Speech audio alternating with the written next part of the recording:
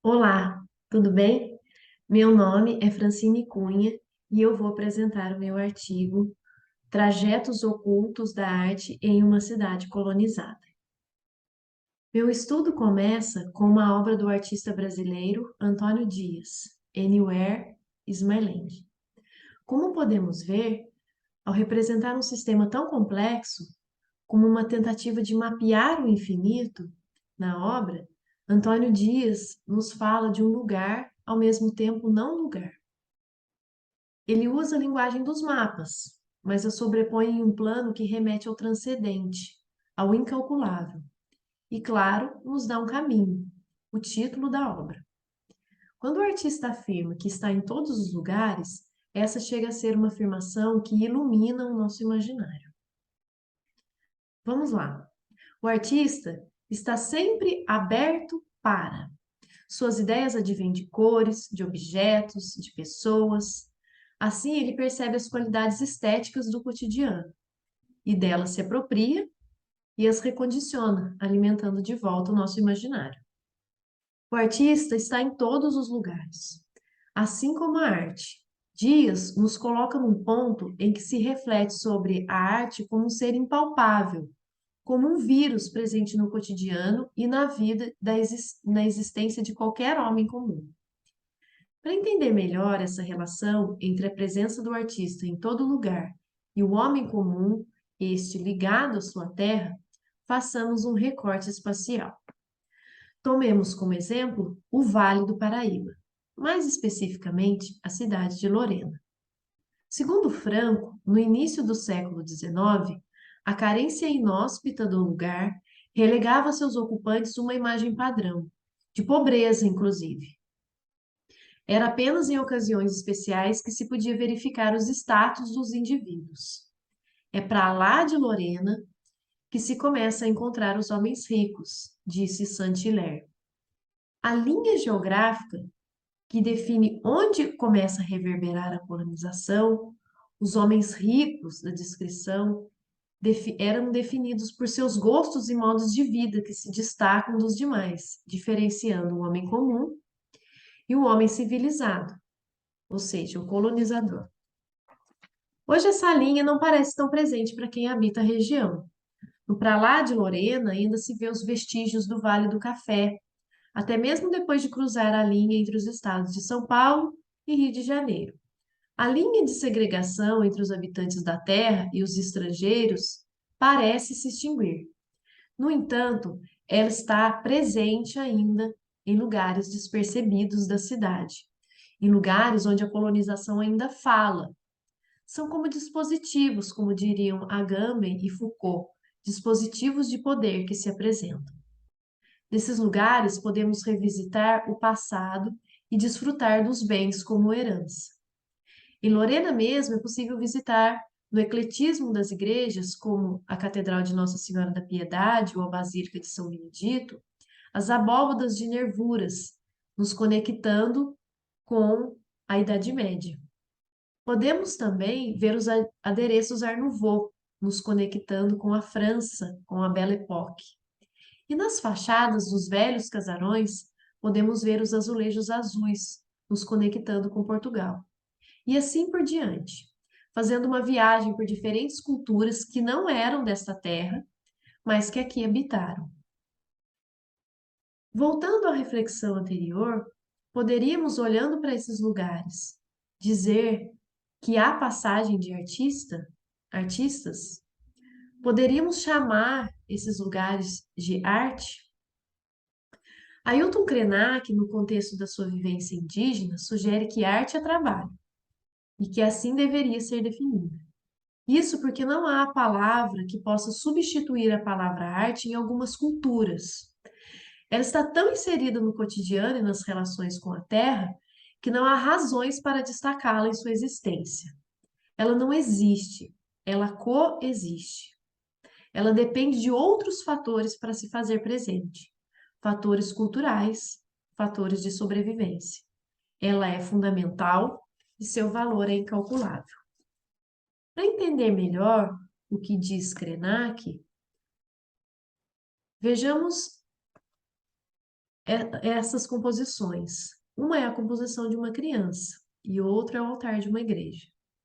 Ambos possuem elementos como suporte, cor, textura e também elementos simbólicos. Vemos que o espírito da arte esteve presente nas duas ações. Refletir sobre as razões de produção e a certificação do objeto arte, inegavelmente, nos leva a refletir sobre a construção ideológica desse objeto na sociedade e sobre os seus espaços ou meios de certificação. Segundo André Junta, a ideia de globalização trouxe a arte às bienais, com o intuito de celebrar os mecanismos de poder de uma arte efêmera, porém relevante internacionalmente. Isso levou a uma centralização da arte em cidades específicas, como se fossem grandes centros de globalização, levando a toda exposição que fosse fora desse circuito à marginalidade, e reafirmando processos hegemônicos do valor de obras artísticas. Essa ação tem pouco impacto no cotidiano das pessoas que não fazem questão de apreciar trabalhos artísticos. Contudo, a apreciação é garantida nos ambientes das cidades à medida que há sempre um espírito do fazer, expressar, representar nos espaços de habitat humano. Considerando tudo isso, estamos repletos de expressão e representação da arte, que se colocam como vitrines diante de nossos olhos nas cidades. Um homem comum aplica seus conhecimentos estéticos ao seu negócio, ao seu trabalho. Não há divisão entre essa ação e o que é entendido por ele como profissão.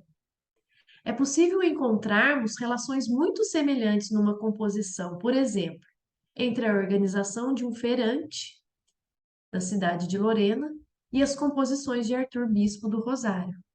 Um com vontade de venda e outro com vontade de expressão, a qual foi atribuída uma qualidade artística. Na cidade de Lorena, onde pudemos reconhecer os laços com o passado colonial já expressos aqui, podemos também agora então evidenciar os aspectos do presente. Uma fachada, uma feira da barganha, assim como as obras de arte contemporânea alimentam o imaginário do homem desta terra. Como último exemplo, tomemos a fachada do Bar Cometa. Segundo o que ela mesma coloca, um bar com 90 anos na cidade. Se destacando entre os outros elementos da rua, torna-se um lugar de pertencimento daqueles que foram nascidos e criados na cidade. Não podemos negligenciar a qualidade do trabalho do artista, se ele assim se denomina ou não, que pintou essa fachada. A artista Ana Mariani, por exemplo, não se furtou a tornar seu trabalho o simples fato de registrar com fotografias a composição estética da fachada de habitações populares na Bahia na década de 1970. Assim, ela reafirma o valor estético desses lugares. Outro artista contemporâneo que voltou seu olhar para a arte presente no cotidiano das cidades foi Jorge Mack. Ele quebrou um vidro e tomou as linhas criadas pelas trincas como um trajeto na cidade de Buenos Aires. E delas colheu todas as possíveis coisas que poderiam facilmente ser reconhecidas em seu valor estético.